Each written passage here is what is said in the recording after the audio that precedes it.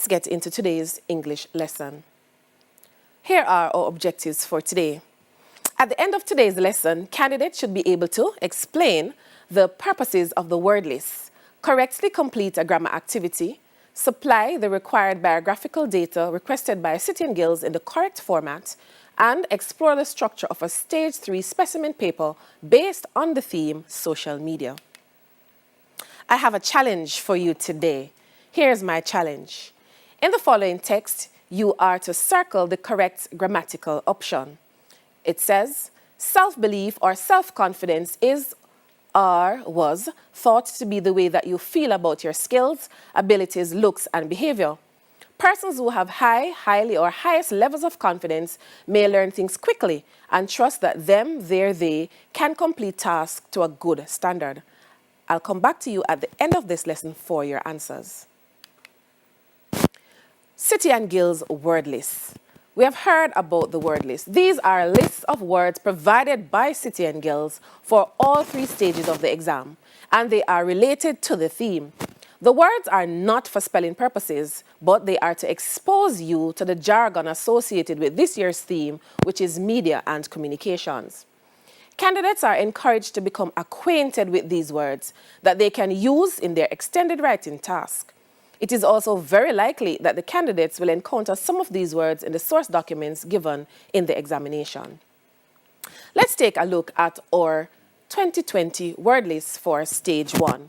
We will just look briefly at a few of these words. So we have adverts, apps, click, colon, communicate, download, emoji, emotion, face-to-face, icon, log off, log on, media profile, microphone, online, screen, semicolon, smartwatches, smiley, and short message service, SMS. Now, some of them I'm sure you are familiar with. Those that you are not familiar with, my word of advice to you is to go and find out their meanings and start using them in your everyday conversation so that when you get in the exams, you feel very comfortable using them. All right, these are some words from the Stage 2 word list. So we have age-appropriate, cell phone app, concerned, critical thinkers, editor, entertaining, expert, media literacy, announce, citizen, consume, out of control, enhance, essential, generation, and the word police being used as a verb. And here are some of our words from the Stage 3 word list.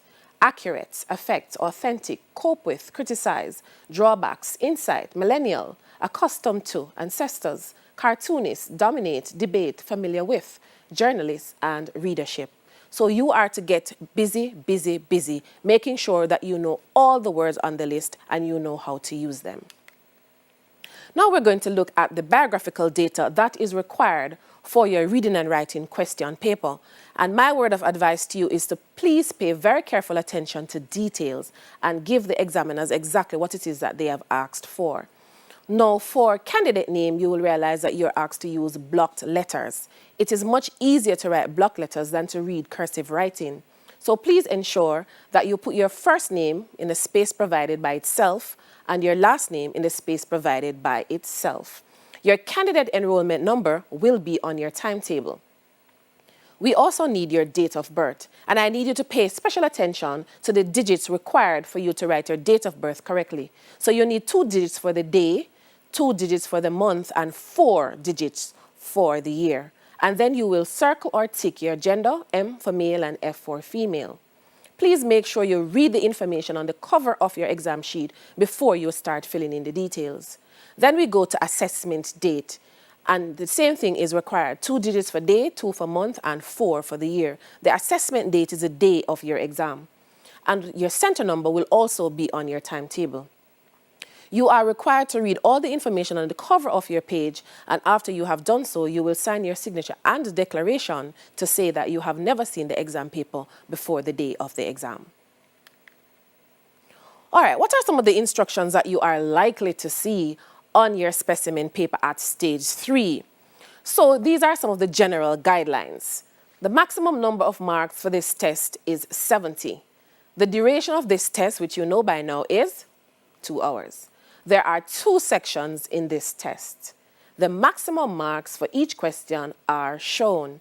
The maximum number of marks for this test is 70. Further general instructions. Before leaving the test room, you must give the book to the invigilator. Remember, that book is going to be sent to the UK to be marked so that you can get your distinction in City and Guilds English. This is what you have to do.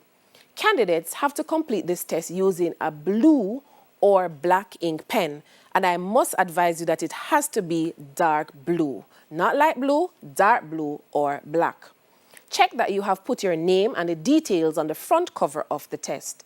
And of course, you are being encouraged to read each question carefully. Answer all the questions, even if you're not 100% sure. You could very well be right. And you are to write your answers in the answer booklet, not on the source document, in the answer booklet. So these are some instructions that you will see on your exam paper in June. Okay, so you will need for this test the test paper, your source document, a dictionary and or thesaurus, a blue or black ink pen, no gel ink, absolutely no gel ink for this exam. Now let's take a look at some sample questions. All right, and these questions are taken from a stage 3 specimen paper under the theme social media, which is closely aligned to our 2020 theme, which is media and communications. Now the instruction says, read the documents in the source booklet and answer the following question. Questions 1 to 5 are about document 1. Please pay very careful attention to the instruction. The examiner will tell you which documents to refer to in order to answer your questions. Also, pay attention to the mark assigned to each question. The question is, what is the main purpose of the document? And you are advised to tick the correct answer. So you will tick either to criticize, to review, to inform, or to advertise. Do not circle, do not underline, tick. Another question says, summarize the document giving 3 of the key points, and you're awarded 3 marks. Even if you're tempted to give 5, you will only get grades for 3. Another one says you're to identify 4 organizational features used in the document, and you get 4 marks for that question. And we spoke about organizational features yesterday. So here you can mention your paragraphs, your columns, your headings, your subheadings. You're not asked to give an example of each, you're just asked to identify the organizational features. Next question says, what is meant by the term lighten the day? If you are not sure, go back to your source documents and reread. Another question says, look at the 3 words in the table below which are mentioned in document 1 and write the definitions in relation to the context, and you're awarded 3 marks. Please listen. It says, in relation to the context. Remember that words have multiple meanings, and you have to look at how the word is used to decide which meaning is being used. So we have 3 words, presence, and you are told exactly where to find the word. It's in paragraph 1. You have interface in paragraph 4, and you have strategies in paragraph 5. So you're going to look at how the words are used in context, then you grab your dictionary and you are going to write the definition that is related to the context. And then you will grab your thesaurus and then you will find a synonym to replace presence, interface, and strategies. It says using an appropriate tool, and in this case it will be the thesaurus, find an alternative synonym for each word appropriate to the context or to the topic. And that relates to the diagram we just looked at. Next question. It says questions 6 and 7 are about document 2. What does the image in document 2 show? And it's a multiple choice question, so you are again to tick the correct answer and it values 1 mark. Is it social media platform, social media profile, social media security, or social media followers? Tick the correct answer. Another question says, give 2 reasons why staying safe online is important. Only 2 reasons are required. Now, the instruction that follows says questions 8 to 9 are about document 3. What type of agency is intercommunications? Go only to document 3 to get the answer for that question. Further instruction says for question 9, you may use a dictionary. Remember, this is a great advantage to have a dictionary in an English exam with you. So what phrase in the text has the same meaning as holistic? And you get a mark for identifying the correct phrase. Remember, you're not being asked for a sentence, you are being asked for a phrase. What is meant by the term brand unity in the final paragraph of the text? So all you have to do is to go back to document 3, look in the final paragraph, and then you will answer in your own words what brand unity means. Note the next instruction. Question 10 is about all documents. That's all source documents. And it says which document presents instruction. All you have to do is say whether it is document 1, document 2, or document 3.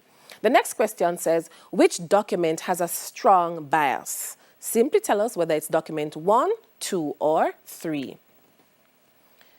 Okay, so in the following job advertisement, there are 2 spelling errors, 2 punctuation errors, and 2 grammar errors. And you are to circle the error. Now I want you to pay very careful attention to this particular question. It values 6 marks. 6 marks, bear that in mind. All you're asked to do in 11A is to circle the errors. 2 spelling errors, 2 punctuation errors, and 2 grammar errors. Now 11B says, write the passage in question 11A correctly below, and you are getting an additional 6 marks. Yes, an additional 6 marks just for following that instruction. So the corrected exercise will be there for 11B. Now, we can go to our challenge. Let me see how many of you were successful in the challenge. I hope that your answers are the same as mine. It says self-belief or self-confidence is thought to be the way that you feel about your skills, your abilities, your looks, and your behavior. Persons who have high levels of confidence may learn things quickly and trust that they can complete tasks to a good standard. Did you do well as I expected? Of course you did. Now, in our next lesson, we will focus on grammar and punctuation. We will also get some highlights from the 2019 City and Guilds Chief Examiner's Report. And they have some very insightful information to share with us that I am absolutely sure will benefit you in the exam. So please, you cannot afford to miss our next lesson that is going to focus on grammar and punctuation. And if you know that you have some problems with grammar and punctuation, make sure that you identify what those problems are and start working on them. Practice, practice, practice. We will be saying this for a very, very long time. And we will be saying this because we know it works. The famous Les Brown says, always realize that you can get better. Your best work has not been done yet. So you are to practice, practice, practice. Sometimes we do well and we get complacent. We get comfortable and we say, that's it. I don't need to practice any further, but something can happen and we may very well get a surprise. So remember, always realize that you can get better. Your best work, tell yourself that your best work has not been done yet. And your best work should give you a distinction in the City and Guilds English Skills examination. Continue to prepare for your exams. See you next time.